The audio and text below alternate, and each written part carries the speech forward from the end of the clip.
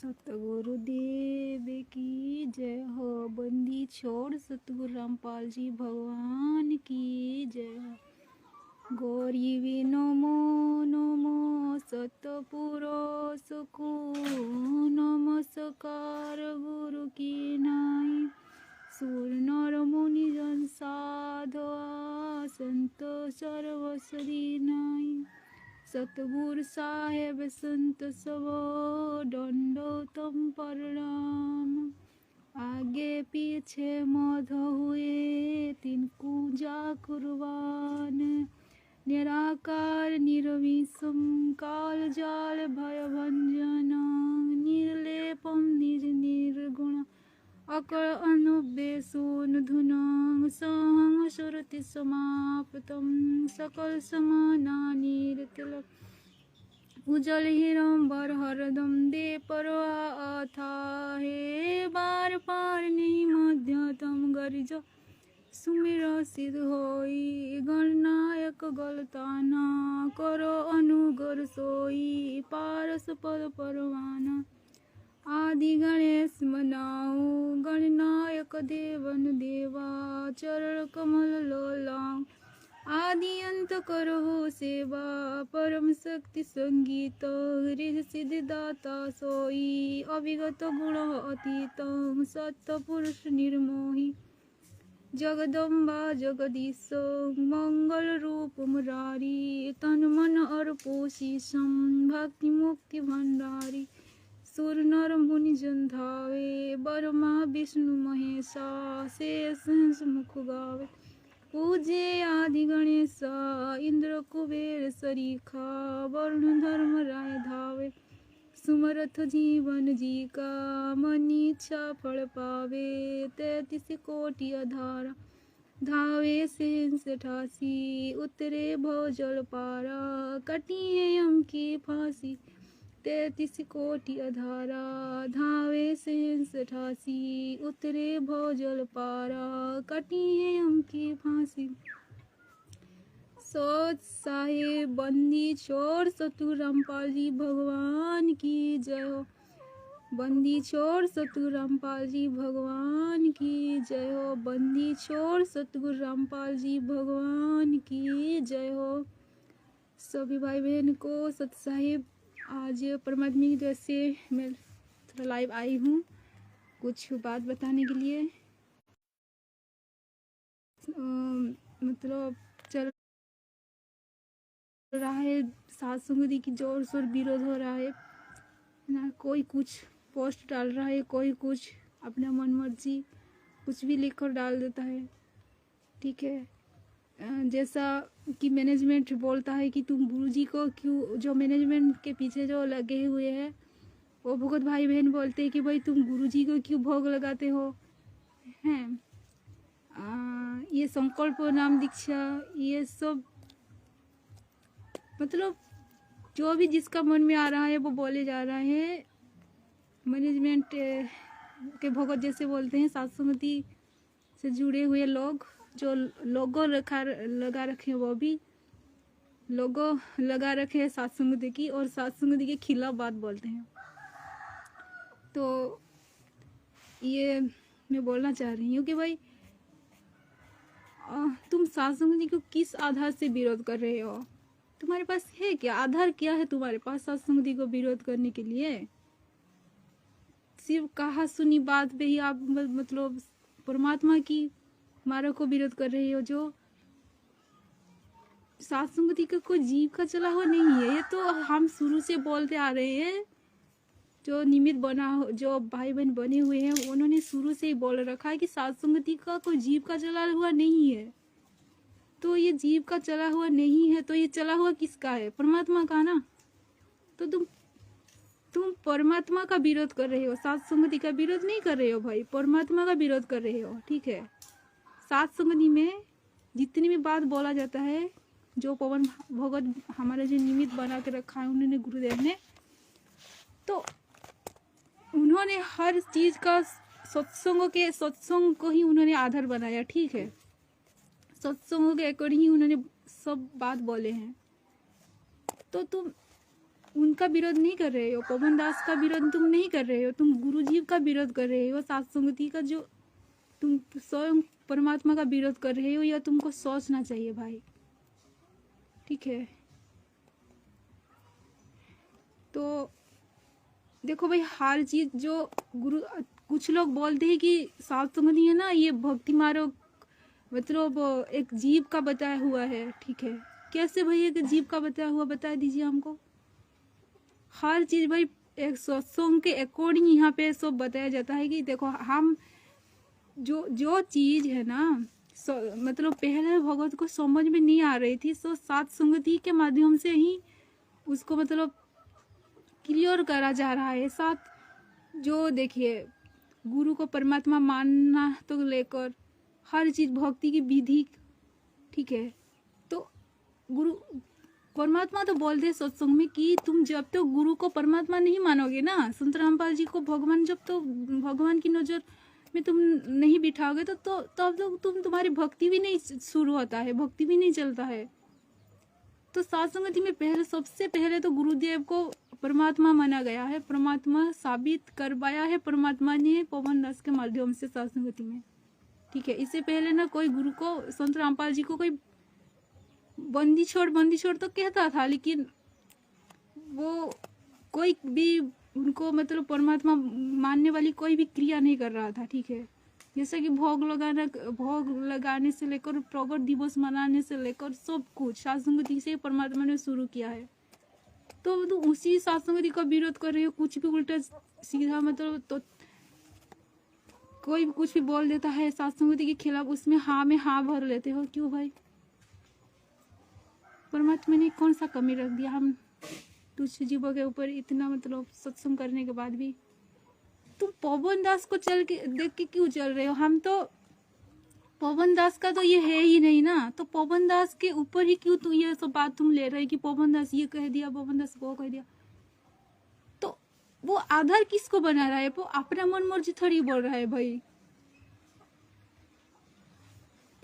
अपना मन मर्जी का तो नहीं बोल रहा है। तो आधार वो किसका ले रहा है वो तो आपको देखना चाहिए ना, सत्संगों का ही आधार ले रहा है वो। तो तुमको छोड़ो भाई, परमात्मा ने क्या बोला इस भक्ति मार्ग में कि यहाँ पे प्रथम कक्षा भी बच्चे होते हैं।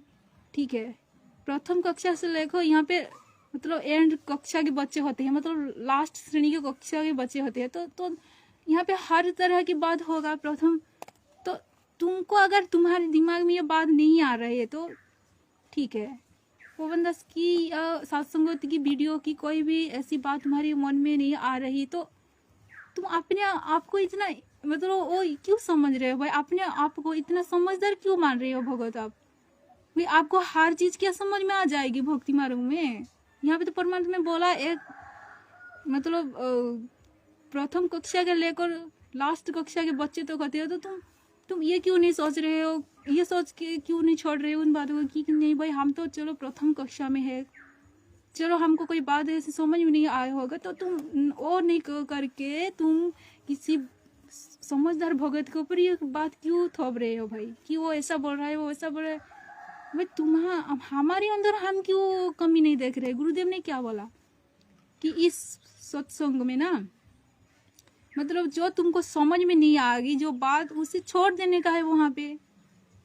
ठीक है, तो देखो शुरू से तो ये बात तो तुमको तो समझ में, इतना तो समझ में आ चुका होगा कि पवन दास शुरू में तो सब सपोर्ट कर रहे हो तो जिस कि सही बोल रहा है करके, और जिस जो बात तुमको समझ में नहीं आ गया उसको पकड़ के तुम सात संगति के विरोध में आ गए हो। क्यों भाई? तुम उसको छोड़ ना भाई, उसको तुमको समझ में नहीं आ रहा है तो ऐसे थोड़ी हो कि हम एकदम से समझदार हो गए, हर चीज हमको समझ में आ जाएगी, ऐसा तो नहीं है ना। नहीं सोचना चाहिए। और देखो सात संगति के माध्यम से ही परमात्मा ने सब मतलब पाखंडों का नाश कर रहे हैं। देखो मैनेजमेंट जो कर रहा है उसका एक चीज, सात संगति की जो सत्संग है ना, परमात्मा उसी के माध्यम से उनको मतलब सब फेल कर रहे हैं। वो राजनीति की बात हो या मैनेजमेंट कोई भी कुकर्म करे कुछ भी करे, तो सत्संग से ही हमारा हाल निकल रहा है ना, सात संगति के माध्यम से। ठीक है। सत्संग के माध्यम से ही तो परमात्मा ने मैनेजमेंट के पाखंड को खत्म करना चाह रहे हैं भाई। तो अब यहाँ पे भी आके उसी मैनेजमेंट की बात क्यों बोलोगे आप? ठीक है भाई, ये गलत है भाई। देखो आप परमात्मा की मतलब यहाँ कोई भगत की आप विरोध नहीं कर रहे हो, तुम एक डायरेक्टली परमात्मा का यहाँ विरोध हो रहा है। सत्संगति में जो जो भी भाई बहन विरोध कर रहे हैं यहाँ पर, मतलब कोई भगत की विरोध नहीं हो, ये मतलब डायरेक्ट परमात्मा की विरोध हो रहा है। इसीलिए हम डरना चाहिए भाई। देखो भक्ति मार्ग में ऐसा नहीं होता कि हर चीज आपको एकदम से समझ आ जाए। ठीक है, आपको जो भगत पवन दास जी भगत को जो समझ में आ रहा है, उनका जो भक्ति की लेवल है, ठीक है, वो हो सकता है उनका मतलब वो सही है, सही तो है ही है, इसमें कोई दौरा ही नहीं है। हमको नो समझ रहे वो लोग बातें, तो उसी चीज को पकड़ क्यों एक दूसरे में खींचातानी कर रहे हो भाई? ठीक है, तो हम यही बोलना चाह रहे हैं। देखो भाई, हम तो सत्संग से बहुत परमात्मा हमको रजा कर रहे हैं। हम जिस सत्संग को कानों पर पहले सुन के टाल रहे थे, उसी सत्संग परमात्मा हमको अभी सत्संग के माध्यम से हमको सद्बुद्धि दे रहे हैं गुरुदेव। उसी सत्संग हम इतना सुनते हैं और परमात्मा की मतलब परमात्मा के ऊपर हमारे बहुत मतलब हो जाता है, बहुत विश्वास होता है परमात्मा के ऊपर। ये जब हमको परमात्मा ना सद्बुद्धि दे के सत्संग के माध्यम से जो सत्संग हम पहले सुन रहे थे, उसी सत्संग के माध्यम से गुरुदेव ने जो कितनी अच्छी अच्छी बात हमको मतलब समझ में आता है, गुरुदेव हमको क्या बोलना चाह रहे हैं। तो उसी सत्संग उसी को आप विरोध करेंगे तो हम कैसी बात बनेगी भाई?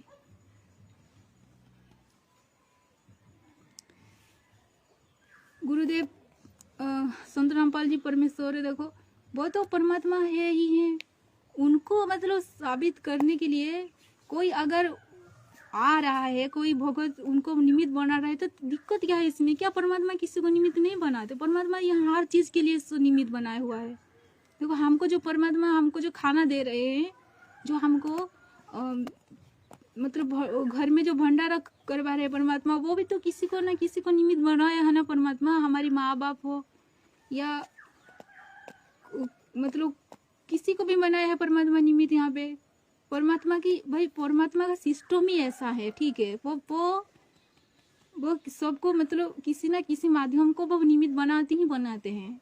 ठीक है, जो परमात्मा जो ज्ञान बांट रहे हैं, ठीक है, तो परमात्मा ने क्या बोला कि भाई कि मेरे को सहयोग करो बच्चों, मेरे जो ज्ञान है ना तुम उसको आगे आगे बढ़ाओ।